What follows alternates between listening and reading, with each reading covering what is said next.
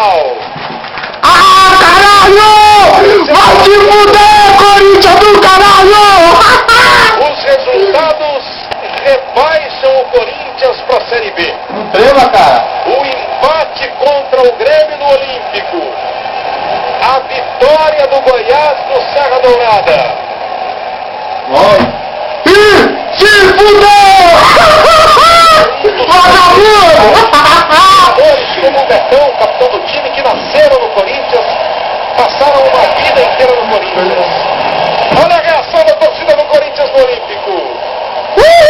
Vagabundo!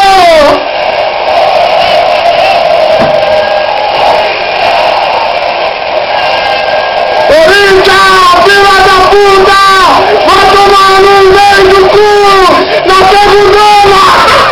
Chão pro time. Que massa, velho! Para!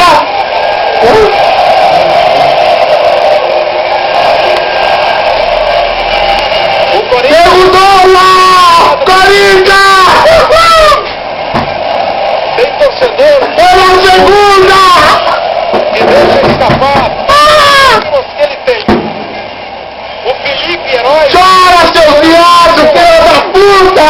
foi que não tem nenhum senão na torcida do Corinthians. Nenhum senão.